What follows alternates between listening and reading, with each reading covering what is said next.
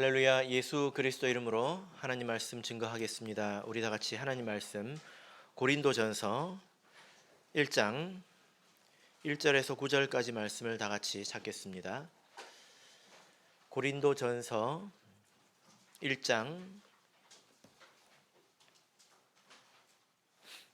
1절에서 9절 말씀을 저와 여러분이 한 절씩 교독하도록 하겠습니다. 고린도전서 1장 1절 하나님의 뜻을 따라 그리스도 예수의 사도로 부르심을 입은 바울과 및 형제 소스데네는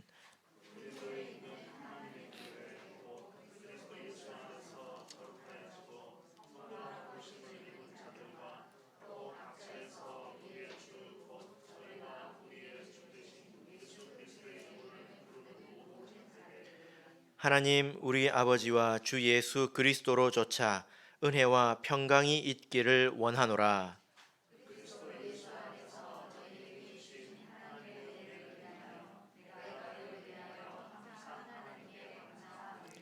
이는 너희가 그의 안에서 모든 일 곧 모든 구변과 모든 지식의 풍족함으로 너희가 모든 은사에 부족함이 없이 우리 주 예수 그리스도의 나타나심을 기다림이라.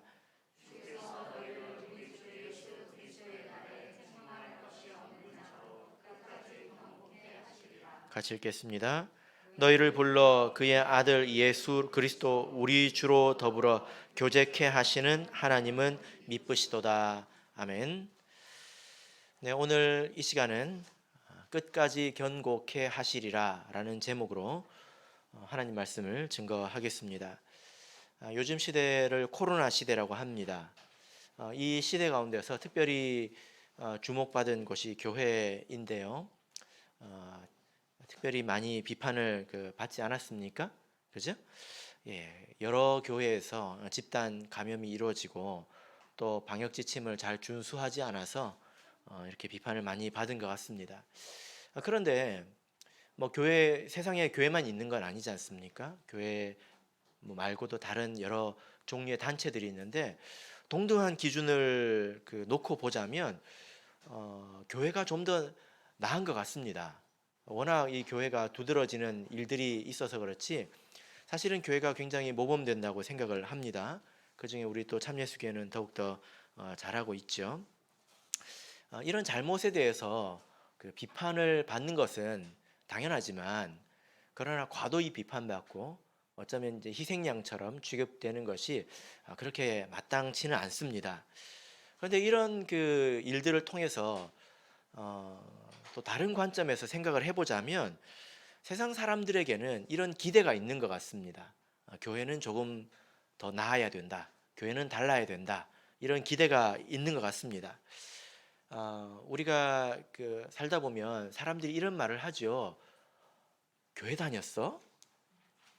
교회 다니는 사람이 왜 그래? 이런 말을 하죠. 근데 이런 말 들어보셨습니까? 절에 다녔어? 절에 다니는 사람이 왜 그래? 이런 말 혹시 들어보셨습니까? 여러분들은 절에 다녀본 적이 없으니까 당연히 이런 말을 안 들어보셨겠죠. 근데 이런 말을 사람들끼리도 잘 안 하잖아요. 그죠? 예. 그래서 이렇게 보자면 사람들도 이 교회가 하나님을 믿는 사람들은 조금 더 나아야 될 뿐만 아니라 그래야 된다. 그런 기대가 있는 것 같습니다. 그러다 보니까 더 엄격한 잣대로 바라보고 또 비판하고 또 심지어 실망하고 뭐 이제 이런 경우도 있습니다. 이런 것은 우리가 받아들이고 또 이해를 해야 될 부분이라고 저는 생각을 합니다. 그런데 이런 일들이 교회에만 세상에만 있는 것이 아니라 우리 교회 안에서도 이런 일들이 일어날 수 있습니다. 어떤 일일까요? 예, 교회 안에 있는 여러 가지 부족한 그런 모습들을 보고 실망하고 심지어 실족하기까지 하는 이런 일들이 있다는 것입니다. 이런 일이 없을 수는 없죠. 마태복음 18장을 보겠습니다. 마태복음 18장 6절, 7절을 보겠습니다. 마태복음 18장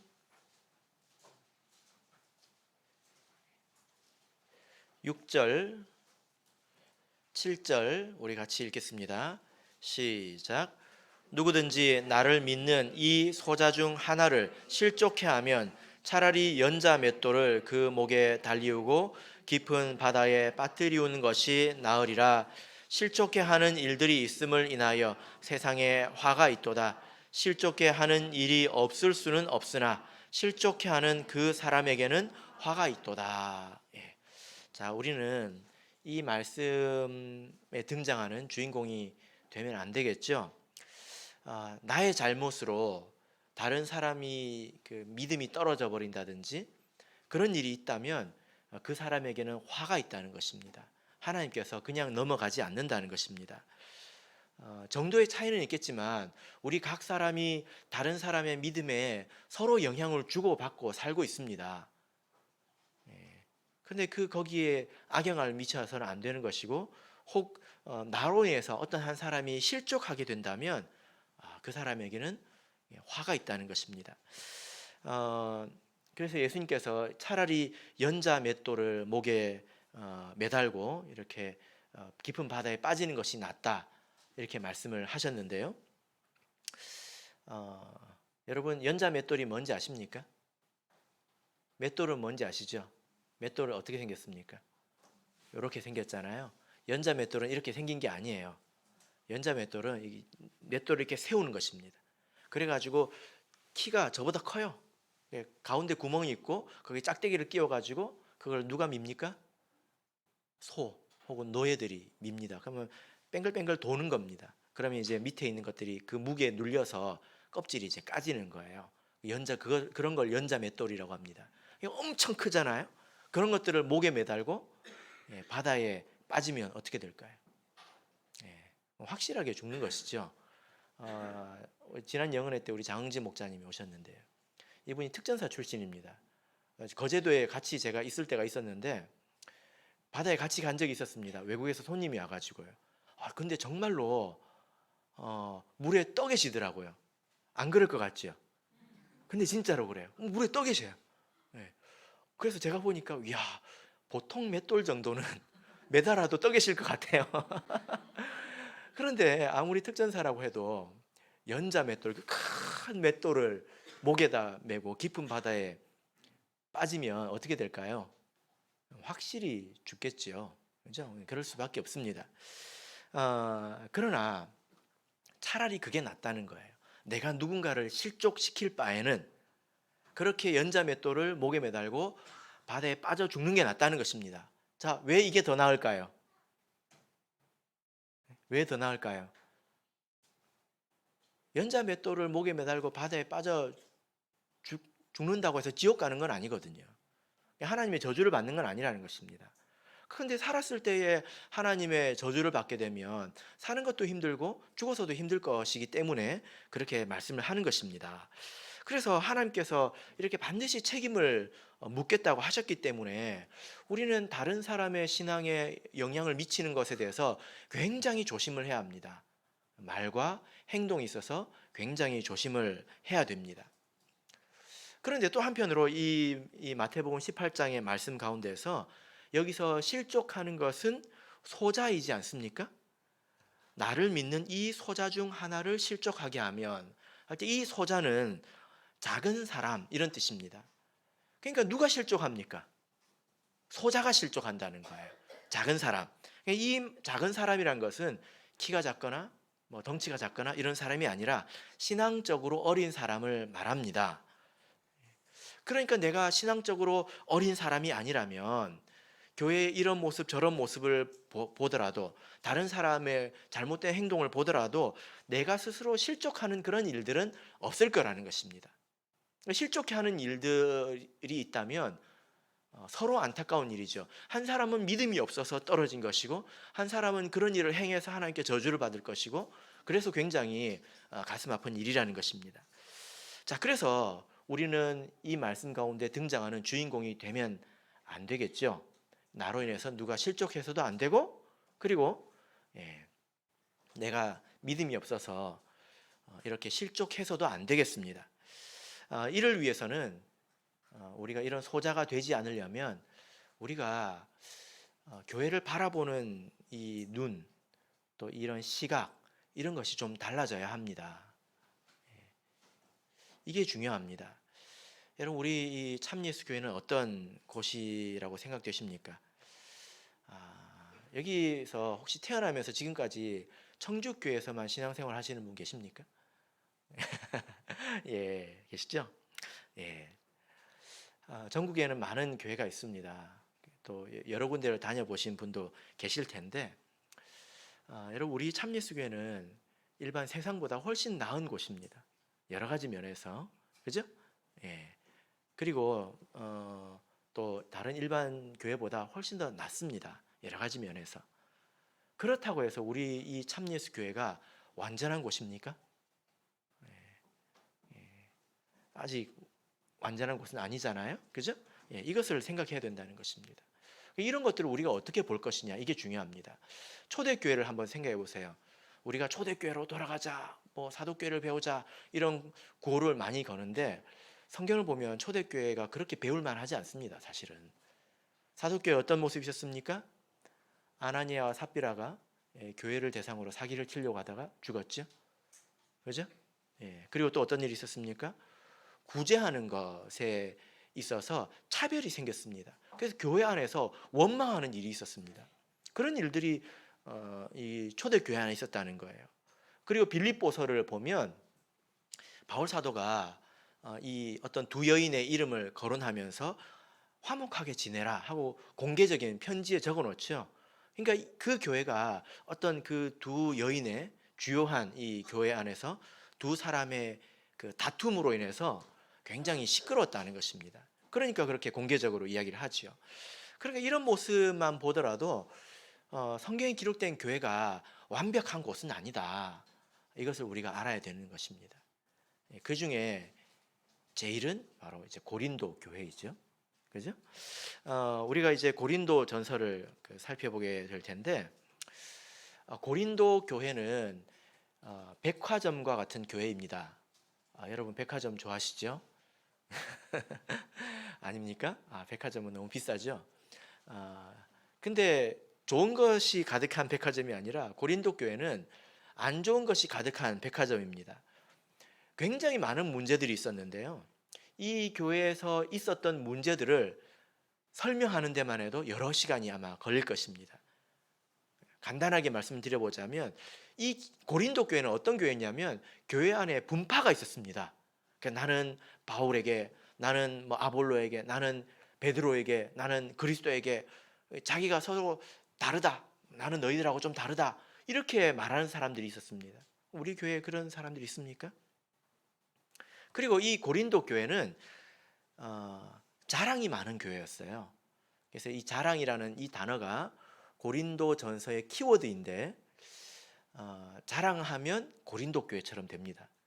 우리의 인생도 마찬가지고 우리 교회도 마찬가지고, 자랑이 뭡니까? 다른 사람과 나의 차이를 만드는 거잖아요. 나는 너하고 다르다, 나는 너보다 좀 낫다, 이거 아닙니까? 그래서 이런 일들로 인해서 교회가 이렇게 나눠지게 됐다는 거예요. 그리고 우상의 제물을 먹는 문제, 또 은사를 남용하고 오용하는 문제, 결혼의 문제, 또 심지어 바울 사도를 존중하지 않는 그런 문제, 이런 문제들이 굉장히 복합적으로 얽혀가지고 아마도 여기서 어지간한 분들이 그런 데 가면 깜짝 놀라서 집에 갈 거예요. 뭐 이런 데가 다 있냐 하고 깜짝 놀라가지고 집으로 돌아가실지 모르겠습니다. 신앙이 어린 사람들은 그럴 수 있다는 것입니다. 자, 이런 그 고린도 교회를 바울 사도가 어떻게 바라봤을까? 여러분들은 오늘 교회 올 때 어떤 마음으로 오셨습니까? 평안한 마음으로 오셨습니까? 저는 이런 이야기도 들어봤습니다. 교회에 속 시끄러운 일들이 많아가지고요. 교회 갈 때 우황청심원 먹고 갈 때마다 먹고 갔어야 되는 분 이야기도 들어봤고요. 두통이 와가지고 진통제를 먹어야 되는 분이 있었다고 이야기를 하더라고요. 그렇게 하면서 교회 꼭 가야 됩니까? 아무도 안 넘어오시네. 넘어야 되는데. 자, 이런 그 대표적인 곳이 고린도 교회였다는 것입니다. 그래서 고린도 전서를 배우다 보면 세상에 이런 데가 있었어? 이걸 느끼게 되실 텐데요. 자, 갈라디아서를 보겠습니다. 갈라디아서 4장 19절 보겠습니다. 갈라디아서 4장 19절. 자, 뭐 고린도 교회를 향한 그 말씀은 아니지만 이 바울 사도가 문제가 있는 교회를 어떻게 바라보았느냐에 관한 그 말씀인데요. 갈라디아서 4장 19절.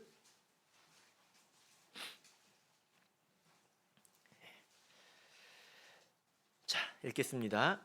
시작. 나의 자녀들아, 너희 속에 그리스도의 형상이 이르기까지 다시 너희를 위하여 해산하는 수고를 하노니. 예. 자, 갈라디아 교회에 문제가 생겼습니다. 그래서 엉망진창이 됐거든요. 그래가지고 바울 사도가 내가 너희를 다시 바로게 세우기 위해서 해산하는 수고를 하겠다, 이렇게 말하고 있습니다. 여러분, 우리 자매님들 이 말씀이 느껴지십니까? 애를 낳아가지고 키우다 보니까 얘가 마음에 안 들어요. 안 되겠다, 내가 너를 다시 뱃속에 넣어가지고 다시 낳아야 되겠다. 예? 예. 그러기 싫지요. 예. 저는 이 말씀을 읽을 때 어떤 생각이 나냐면, 여러분 혹시 도미노 아십니까? 도미노? 피자 말고 도미노 이렇게 세워가지고 넘어지면 다다다다닥 넘어지는 거 있잖아요. 이거 방석만큼 세우는 게 힘듭니다. 애들이, 저희 집에 이제 애들도 그런 걸 막 어렸을 때 하다가 다른 애들이 넘어뜨리잖아요. 그럼 기겁을 하지요. 짜증을 내고. 그런데 강당만한 넓은 곳에다가 도미노를 쫙 세워놨습니다. 근데 이게 세우기는 어려워도 넘어지는 순식간이거든요. 이 교회가 그래요. 이게 쫙 넘어져 버린 겁니다. 그러면 다시 세울 맛이 나겠습니까? 바울 사도가 지금 그런 심정인 것입니다. 교회가 이렇게 엉망이 됐는데 어떻게 하면 좋을까? 그때 바울 사도는 다시 세우겠다, 내가 해산하는 수고를 하겠다, 이런 마음을 가졌다는 것입니다. 이것은 바울 사도가 이렇게 심성이 착하고 고와서 그런 게 아닙니다. 아마 대부분의 사람들은 뭐 이런 데가 다 있어 하고 떠나버릴 텐데요. 또 어지간한 사람들은 견디는 것으로 충분할 텐데 바울 사도는 그들을 위해서 해산하는 수고를 하겠다고 말하고 있습니다.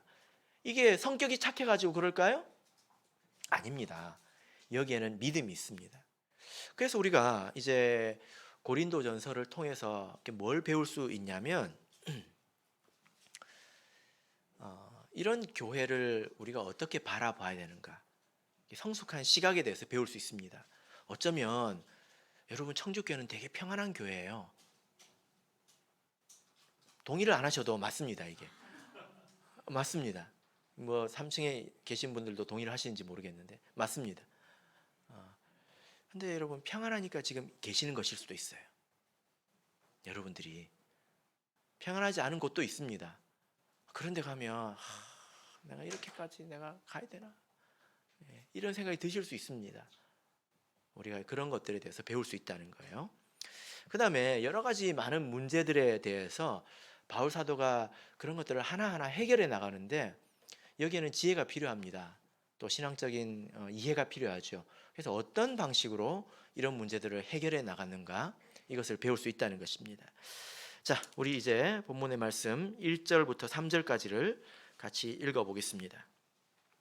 자, 1절에서 3절 읽겠습니다. 시작. 하나님의 뜻을 따라 그리스도 예수의 사도로 부르심을 입은 바울과 및 형제 소스데네는 고린도에 있는 하나님의 교회 곧 그리스도 예수 안에서 거룩하여지고 성도라 부르심을 입은 자들과 또 각 처에서 우리의 주 곧 저희와 우리의 주 되신 예수 그리스도의 이름을 부르는 모든 자들에게 하나님 우리 아버지와 주 예수 그리스도로 쫓아 은혜와 평강이 있기를 원하노라. 자, 이 부분은 이제 편지의 도입부이고 또 인사말입니다. 자, 여기 보면 바울 사도가 이 교회를 몇 가지 말로 표현하고 있는데, 2절을 보시면 이 교회를 뭐라고 표현하고 있습니까? 고린도에 있는 하나님의 교회. 이것은 하나님에게 속한 교회, 이런 뜻입니다. 그 다음에 두 번째는 뭐죠? 그리스도 예수 안에서 거룩하여진 자들, 이렇게 말하고 있습니다. 그리고 세 번째는 성도라고 부르심을 입은 자들, 하나님에게 부르심을 받은 자들, 이렇게 말하고 있습니다. 그리고 네 번째는 예수 그리스도의 이름을 부르는 자들. 여기서 예수님의 이름을 부른다라고 하는 것은 예수님을 의지한다는 거예요. 자, 이런 표현은 굉장히 듣기 좋은 표현이죠. 그죠? 예를 들어 누가 여러분들을 향해서 하나님의 사람, 또 예수님 안에서 거룩하여지고 하나님의 부르심을 입었고 또 하나님을 부르는 여러분이요, 이렇게 이야기를 하면 듣기가 되게 좋잖아요. 그죠? 근데 이런 모습이 실제 고린도 교회하고는 굉장히 거리가 먼 모습입니다. 아까 제가 말씀드렸지만 고린도 교회는 사실 엉망진창이에요. 문제가 많습니다. 자, 1장 26절을 보면 여기 바울 사도가 이런 말을 하는데요. 1장 26절 같이 읽어보겠습니다. 읽겠습니다. 시작.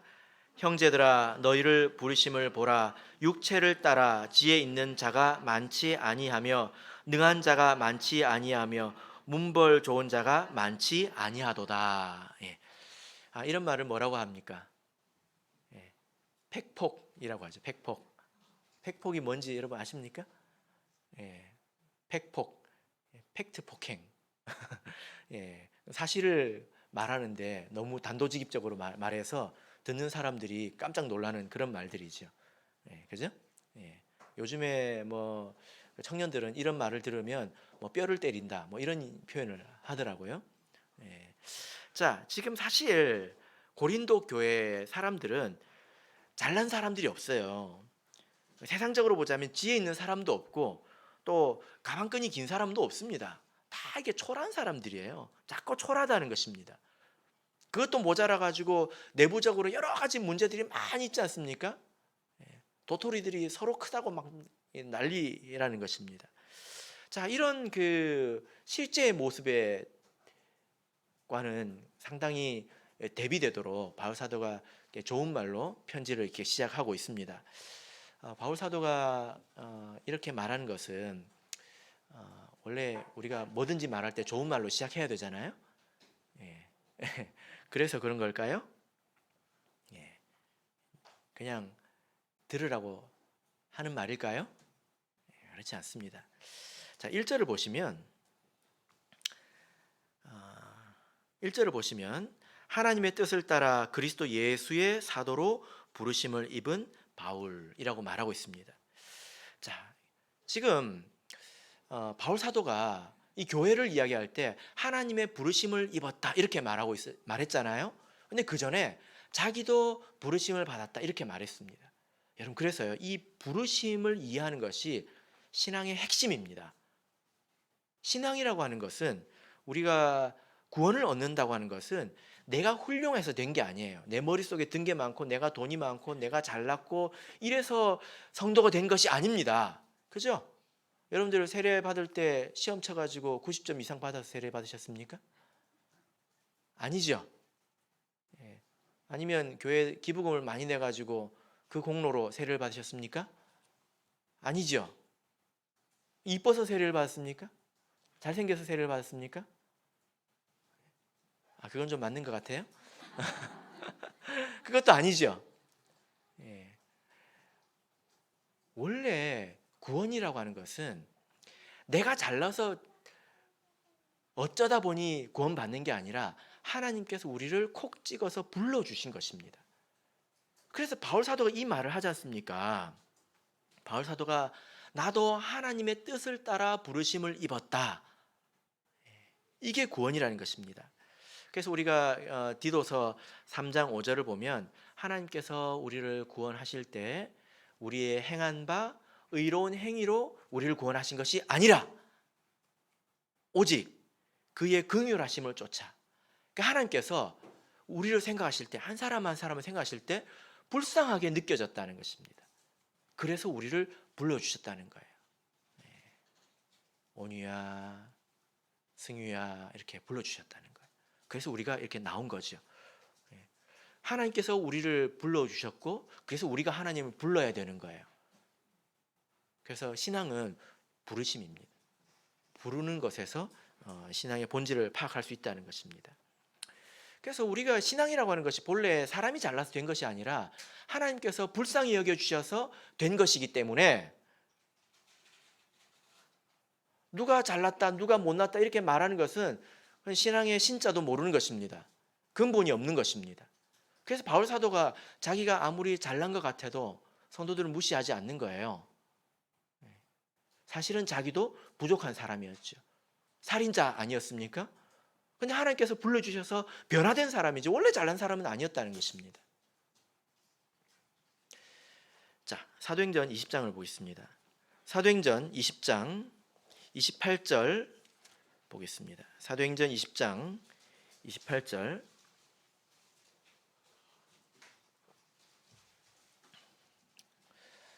자, 사도행전 20장 28절 읽겠습니다. 시작. 너희는 자기를 위하여 또는 온 양떼를 위하여 삼가라. 성령이 저들 가운데 너희로 감독자를 삼고 하나님이 자기 피로 사신 교회를 치게 하셨느니라. 예. 자, 여기서 이 교회를 뭐라고 말합니까? 하나님이 자기의 피로 사신 교회 이렇게 말씀하고 있습니다.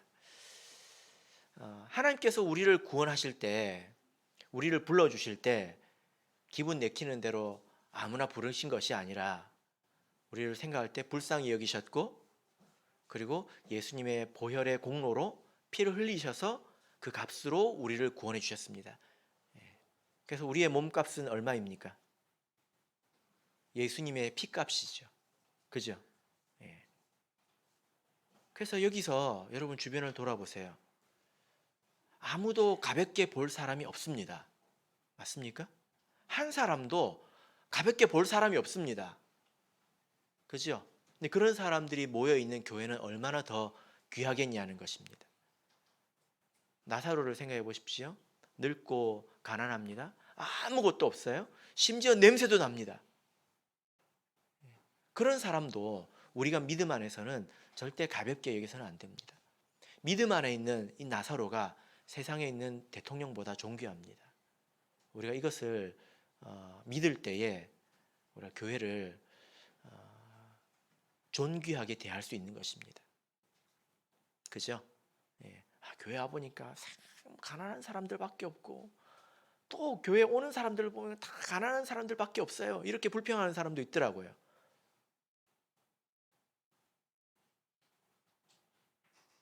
그러면 안 되죠. 그죠? 여러분은 예를 들어 몸에 문제가 생겼어요. 이제 건강에 문제가 생겼습니다. 그러면 어떻게 하십니까? 예를 들어 이제 발가락에 문제가 생겼어요. 무좀이 심해요. 그래가지고 약도 먹어도 약을 발라도 안 나아요. 가려워가지고 잠을 못 자요. 에이 귀찮아 하고 잘라버리죠. 그죠? 귀찮아서. 안 그럽니까? 아무도 안 그러잖아요. 어떻게 합니까? 어떻게 해서든지 살려보려고. 그럴수록 더 귀하게 여기고 더 아끼고 더 관리를 하지 않습니까? 이게 한 몸을 대하는 정신이고 몸을 대하는 정신이거든요. 그죠? 모든 사람이 다 그렇게 삽니다. 제가 뭐 이제 예전에 한번 말씀을 드렸는지 모르겠는데 우리 교회 아주 그 성품이 훌륭한 목자님이 계십니다. 너무 성품이 부드러워서 성도 유씨입니다. 근데 이분이 하도 이렇게 착해가지고 다른 목자님들을 위해서 봉사를 해야 되겠다라는 마음을 가지고 솔선수범해서 라면을 끓이기 시작했습니다. 근데 라면을 이제 먹는데 라면에는 뭐가 들어가야 제맛입니까? 예? 파. 취향이 다르시군요. 그분은 김치가 들어가야 제맛이라고 생각을 했어요. 김치를 써는데 좀 고기가 부족했나 봐요. 손가락 끝을 잘라버렸습니다. 그래가지고 피가 막 나왔어요. 그래가지고 그걸 찾아가지고 물에 씻어서 제가 그 차를 태워가지고 병원에 갔습니다. 손톱 끝이랑 이렇게 요만큼 잘렸어요. 그 병원에 갔습니다. 응급실에 갔죠. 갔는데 그 의사가 그걸 딱 보더니 이건 못 살려요 하더니 바로 쓰레기통에 버려버리는 거야. 이거 못 살려요. 그러면 바로 버리는 거야. 그분이, 그 목사님이 굉장히 성격이 부드러운 분이거든요. 근데 정말로 화를 내더라고요. 어떻게 해보지도 않고 저렇게 버리냐. 네. 참 감사하게도 그 손가락이 났습니다. 이렇게 나더라고요. 지금은 정상처럼 됐는데요. 사람들이 다 그렇게 자기 몸을 대하지 않습니까? 뭐 조금 잘려 나갔네. 내 몸무게 뭐 1%도 안 되는데, 뭐 그 정도쯤이야. 그렇게 여기는 사람 있습니까? 네? 있습니까? 냄새나고, 안 그래도 귀찮고 그랬는데 잘 됐지. 상처 나면 그냥 도려내면 되지. 그러십니까? 아니지요. 아무도 그렇게 안 살아요.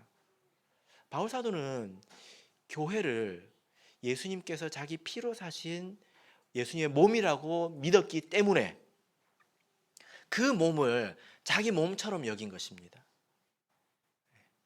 우리가 사실 그러기가 쉬워요. 다른 사람을 도려내버리지 못하지만 내 마음에서 도려내버릴 수 있습니다. 없는 사람 취급하는 거예요. 인사도 안 하고 인사도 안 받고 외면하고, 그 사람이 무슨 문제가 있어도 신경도 쓰지 않고 없는 사람 취급하고 사는 거예요. 하나님께서 그런 것을 악하게 보십니다. 믿음이 없는 것으로 보십니다. 우리가 참으로 믿음이 있는 자라면 우리가 교회를 어떻게 봐야 됩니까?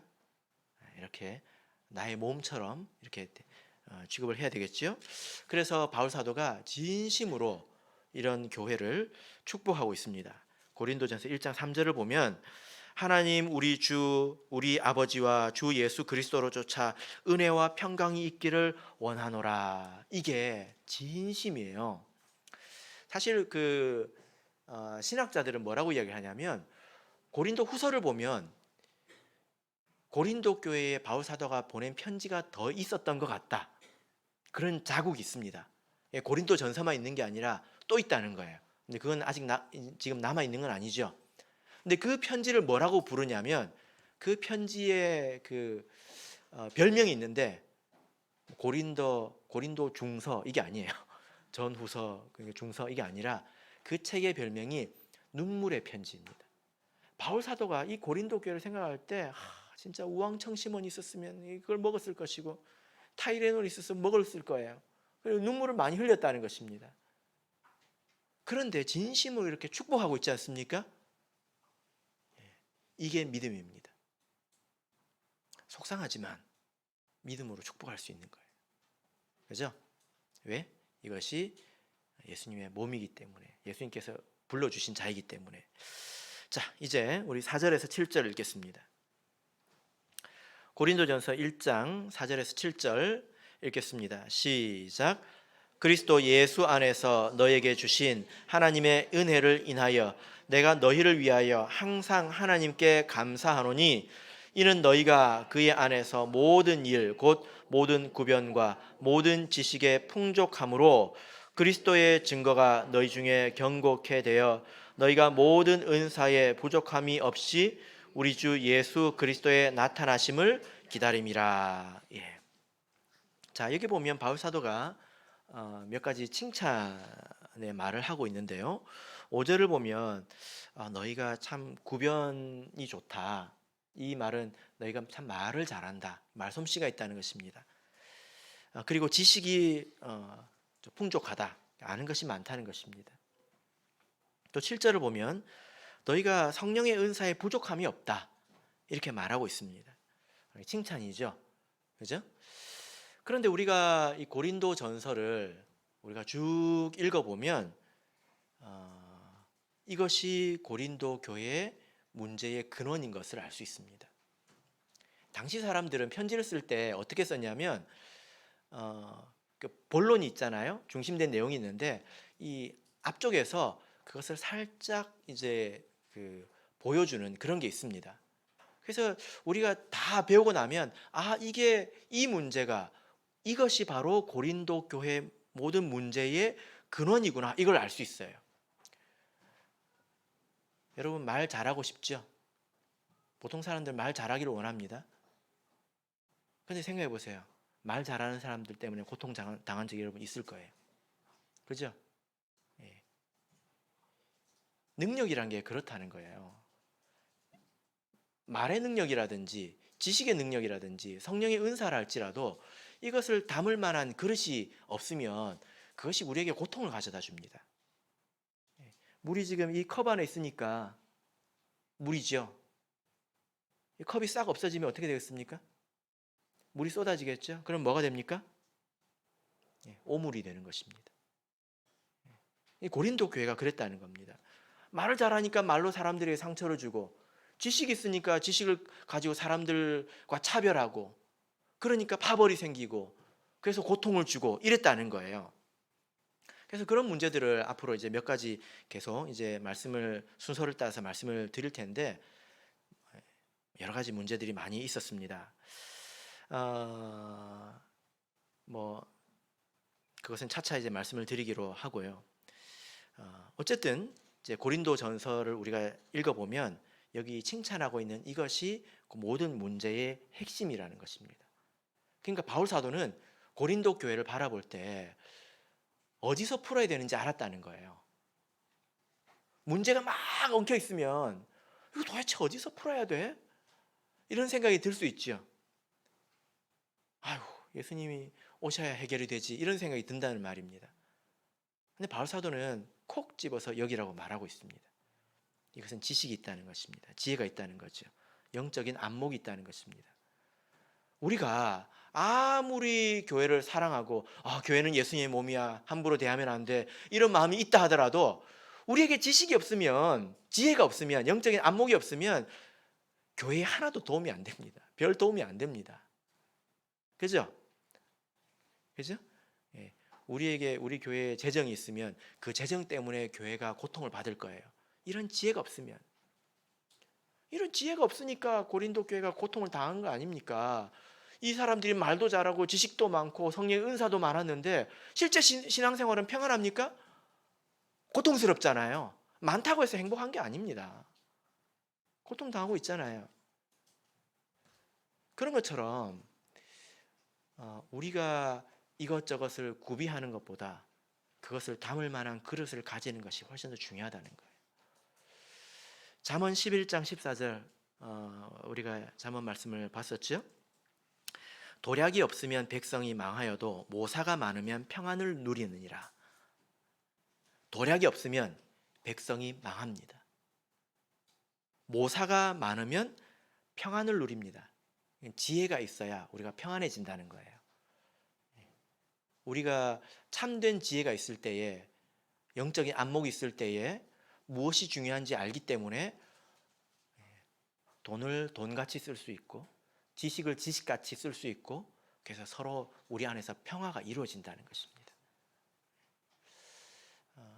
여러분 평안하십니까? 신앙생활이 평안하십니까? 예, 별로 안 평안하십니까? 예. 바울 사도가 고린도 교회에 있다가 아마 청주교회 왔으면 아마 휴가 오는 기분이었을 텐데요. 이런 데가 있었어? 하고 평안하게 지내다가 이제 복귀를 했을 텐데요. 예, 우리 평안이 있다고 하는 것은 지혜가 있다는 것입니다. 다스릴 만한 지혜가 있다는 거죠. 뭐가 중요한지를 알고 있다는 것입니다. 그러나 우리가 더 큰 그릇이 되어야 합니다. 우리가 더 많은 사람을 우리가 이 진리의 그릇 안에 담으려면 더 많은 지혜가 있어야 되고, 그죠? 예, 영적으로 더 큰 안목이 있어야 된다는 거예요. 그죠? 예.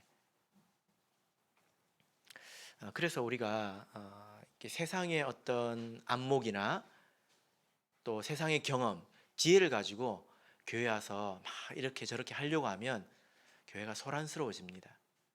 우리는 영적인 지혜를 쌓아야 되겠습니다. 바울 사도를 보고 우리가 배워야 되겠죠? 예.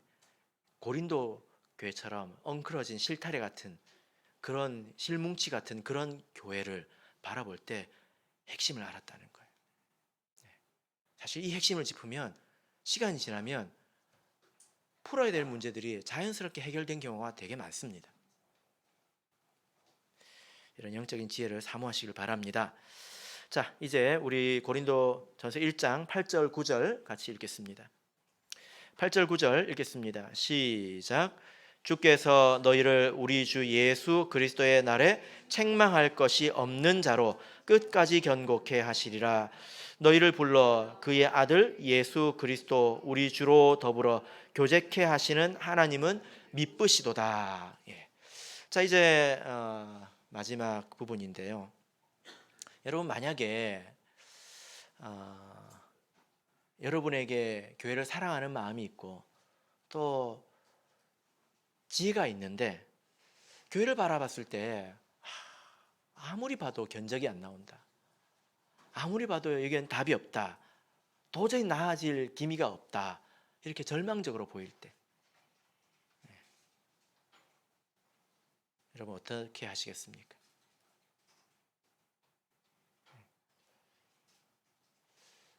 교회가 또 규모가 큰 교회는 부분적으로 어떤 한 곳이 완전히 썩어 있는 것처럼 보일 수도 있습니다. 전체적으로도 그렇고요. 절망적으로 보일 때 여러분은 어떻게 하시겠습니까? 바울 사도는 뭐라고 말하죠? 여기서 주께서, 누가?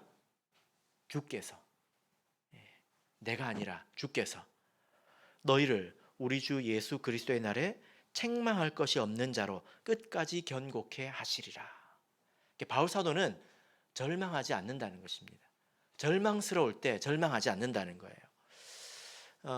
실제로 우리가 신앙생활 하다 보면 교회에 답이 없는 것 같이, 때로는 하나님이 없는 것 같이 그렇게 느껴질 때가 있습니다. 그럴 때 시험에 들지 않도록 정말 조심해야 합니다. 여기서 바울 사도는 자기가 인간적인 한 사람으로서 내가 이 문제를 해결할 수 있다, 그래서 교회를 돌보고 있는 것이 아니라 주께서 이 일을 하실 것이다, 자기는 믿는다는 거예요.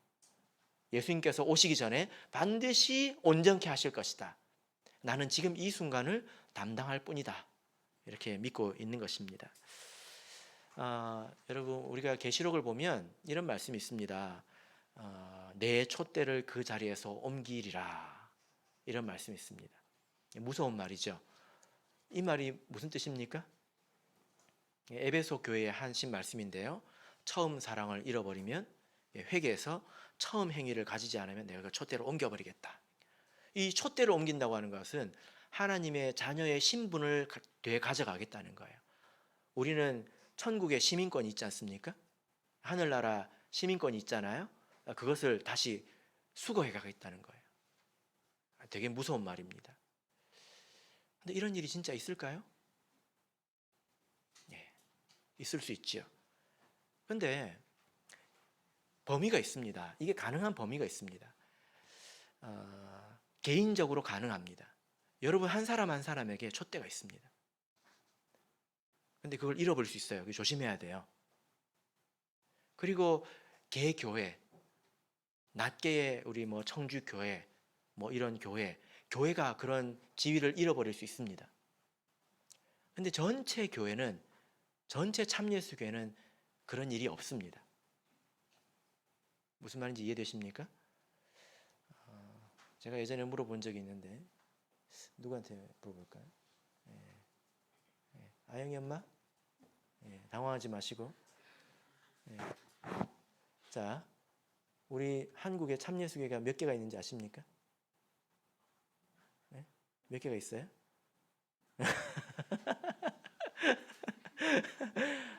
예,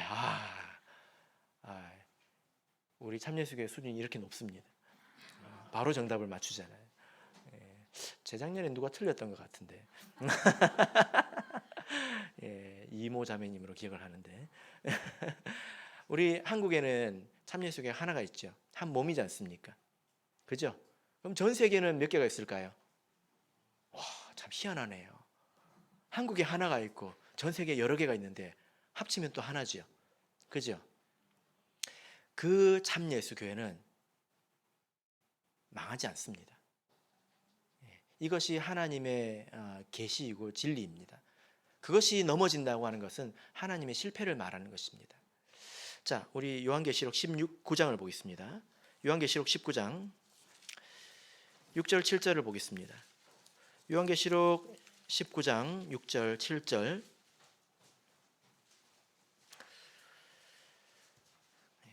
요한계시록 19장 6절 7절 읽겠습니다. 시작. 또 내가 들으니 허다한 무리의 음성도 같고 많은 물소리도 같고 큰 뇌성도 같아서 가로되 할렐루야, 주 우리 하나님 곧 전능하신 이가 통치하시도다. 우리가 즐거워하고 크게 기뻐하여 그에게 영광을 돌리세. 어린 양의 혼인 기약이 이르렀고 그 아내가 예비하였으니. 어린 양의 혼인 때가 이르렀다. 그 아내가 이제 준비가 되었다. 이렇게 말하고 있습니다. 그러니까 이것은 교회가 하나님의 어린 양 그리스도의 신부로 단장되는 그런 과정이 있었다는 것입니다. 지금 예비가 되었다라고 하는 것은 그 이전은 예비가 덜 되었다는 것 아니겠습니까? 부족함이 있다는 거죠. 그런데 예비가 되는 때가 온다는 것입니다. 그래서 우리는 이것을 믿습니다. 우리 전체 참예수 교회가 하나님께 버림을 받고 다른 교회를 세워서 하나님께서 천국을 들어가실 일이 있을까요? 절대 없습니다. 그러나 개인적으로 한 개의 교회는 무너질 수 있습니다. 제가 이런 이야기를 들었는데요. 중국의 어떤 이제 그 교회, 하나의 교회가 굉장히 큰 교회입니다. 신도수가 5,000명 정도 됩니다. 가보면 그 교회 입구 문이 높이가 3층입니다. 현관문이 높이가 3층이에요. 얼마나 큰지 아시겠죠? 진짜 성 같습니다. 근데 그 교회의 이제 지도자가 타락했습니다. 그 교회 중심된 지도자가 타락을 했습니다. 그래서 이제 총회에서 징계를 했겠죠. 근데 그 교회에서 그걸 거부를 했어요. 그래가지고 어떻게 됐을까요? 그 교회가 잘렸습니다. 그 교회의 촛대가 사라졌다는 거예요. 이런 일이 있을 수 있습니다. 조심해야 합니다. 개인적으로도 그럴 수 있습니다. 그러나 전체 교회는 망하지 않습니다. 여러분, 이것이 우리의 믿음이고 우리가 하나님의 나라를 위해서 헌신할 수 있는 이유가 됩니다. 될지도 안 될지도 모르는 일을 위해서 우리가 힘쓰면 힘이 안 나겠죠. 그러나 우리가 하나님의 나라를 위해서 희생하고 헌신하는 것이 절대 헛되지 않습니다. 그것이 결국 우리가 천국에 가보면 천국을 이루고 있는 하나의 벽돌이 되어 있을 것입니다. 왜냐하면 이 참예수교회는 결코 망하지 않기 때문이죠. 그래서 바울 사도가 끝까지 견고케 하시리라, 이런 믿음을 가지고 이 교회를 섬기고 있는 것을 우리가 볼 수 있는 것입니다. 그래서 절대로 시험에 들지 마시기를 바랍니다. 교회에 대해서 낙담하거나 절망하지 마시기를 바랍니다. 하나님은 전능하십니다. 말씀의 결론 맺겠습니다. 우리 참예수교회는 많이 훌륭해져 가고 있습니다. 그래서 고린도 교회보다는 낫지만, 그러나 우리가 이런 말씀을 통해서 여전히 부족함이 있는 교회를 어떻게 바라볼 것인가, 우리가 어떻게 더 성숙한 눈으로 교회를 바라보고 문제를 해결할 것인가, 이것을 배울 수 있습니다. 우리가 더 크고 성숙한 교회가 되기 위해서는 우리가 이런 말씀을 통해서 배워야 되겠죠. 바로 저와 여러분이 이 말씀을 통해서 더욱더 견고한 믿음을 가지시기를 예수 그리스도 이름으로 축복합니다. 우리 다 같이